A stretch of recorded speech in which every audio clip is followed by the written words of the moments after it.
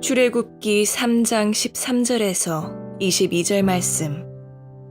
모세가 하나님께 아뢰되 내가 이스라엘 자손에게 가서 이르기를 너희의 조상의 하나님이 나를 너희에게 보내셨다 하면 그들이 내게 묻기를 그의 이름이 무엇이냐 하리니 내가 무엇이라고 그들에게 말하리이까. 하나님이 모세에게 이르시되 나는 스스로 있는 자이니라. 또 이르시되 너는 이스라엘 자손에게 이같이 이르기를 스스로 있는 자가 나를 너희에게 보내셨다 하라. 하나님이 또 모세에게 이르시되 너는 이스라엘 자손에게 이같이 이르기를 너희 조상의 하나님 여호와 곧 아브라함의 하나님, 이삭의 하나님, 야곱의 하나님께서 나를 너희에게 보내셨다 하라. 이는 나의 영원한 이름이요 대대로 기억할 나의 칭혼이라. 너는 가서 이스라엘의 장로들을 모으고 그들에게 이르기를 여호와 너희 조상의 하나님 곧 아브라함과 이삭과 야곱의 하나님이 내게 나타나 이르시되 내가 너희를 돌보아 너희가 애굽에서 당한 일을 확실히 보았노라.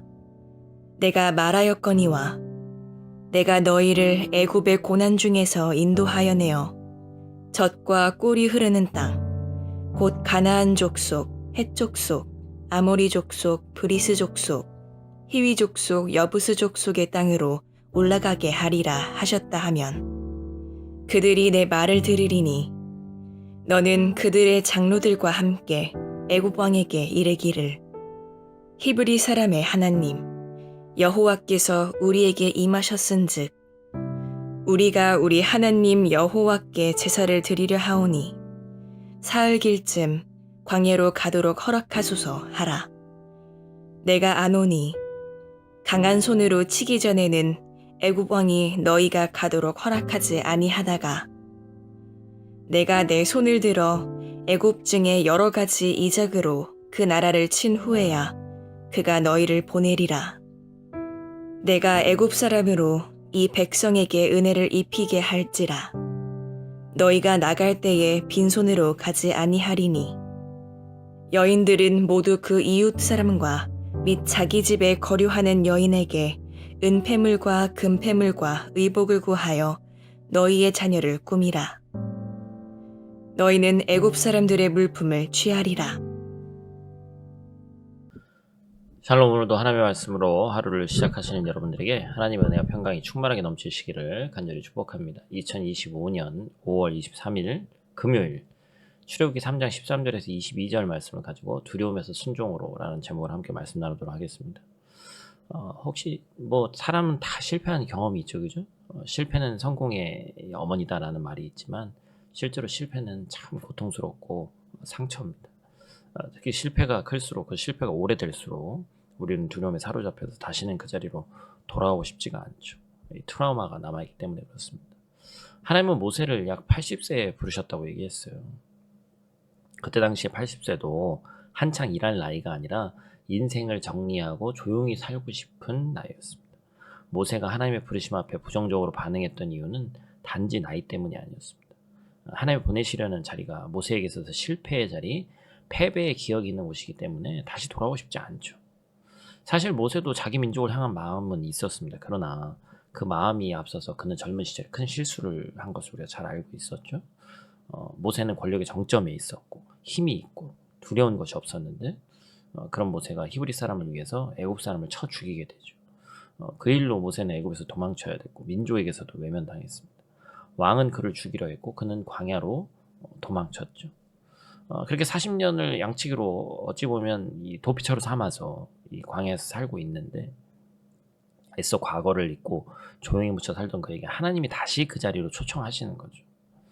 하나님은 우리 모두를 성도로 부르셨고 각자에게 사명을 주셨습니다. 그런데 그 사명이 때때로 우리가 외면하고 싶은 자리, 가기 싫은 자리일 수도 있습니다.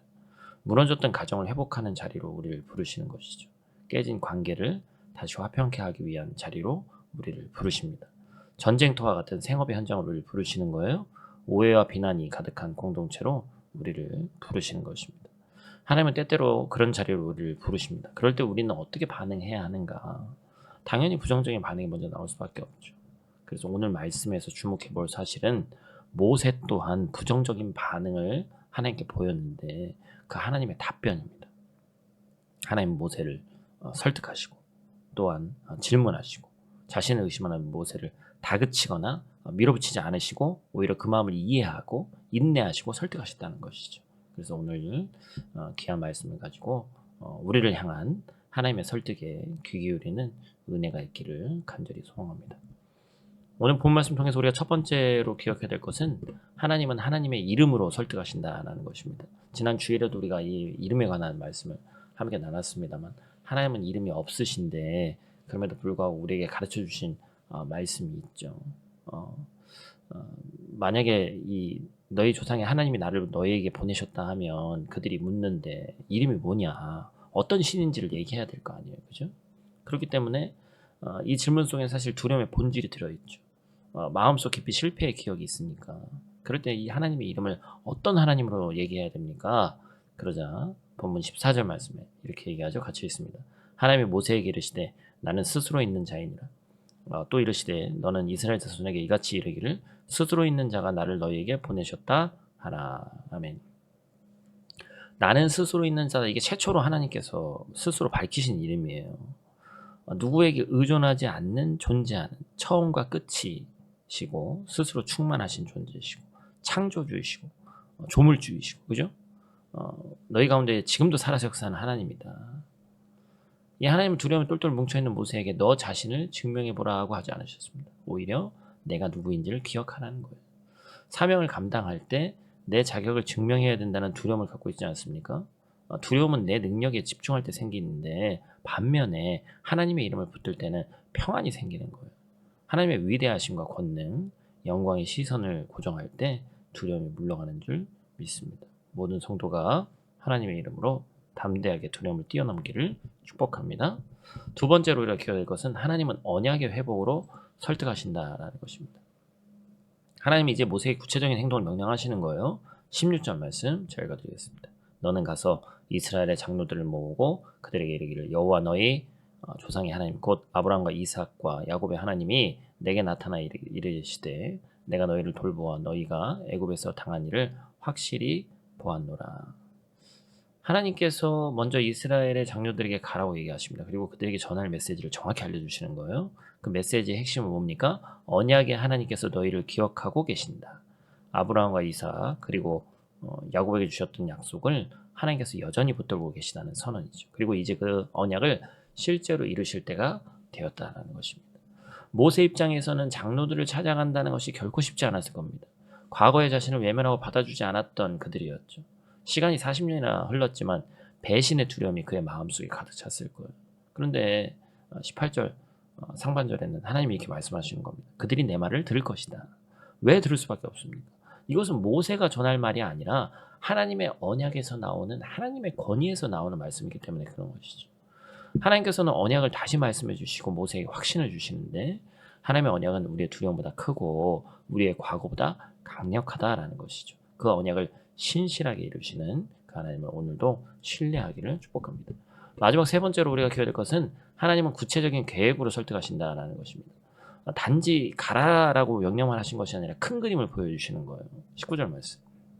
내가 아노니 강한 손으로 치기 전에는 애굽 왕이 너희가 가도록 허락하지 아니하다가 그렇죠? 쉽게 바로가 보내지 않을 것을 알고 계셨습니다.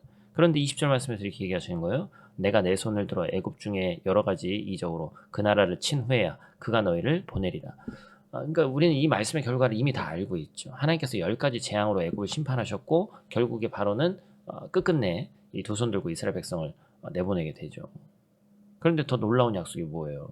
출애굽이 단지 대탈출로 이루어지지 않게 하시고 21절과 22절 우리가 시간 관계상 읽지는 않겠습니다만 우리 본문에서 먼저 읽었는데 너희가 빈손으로 나오지 않을 것이다.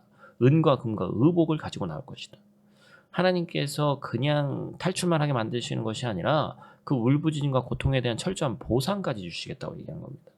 마치 노예로 수고한 임금을 하나님께서 친히 계산하시는 것처럼 그들의 손에 애굽의 재물을 들려 주시는 것이죠. 당당히 나가게 하시고 손에 풍성함을 들고 나오게 할 것이다. 하나님은 지금도 하나님의 백성을 향한 완전한 계획을 갖고 계신 분이십니다. 그렇기 때문에 우리가 해야 할 일은 그 말씀을 신뢰하고 순종하는 것이죠.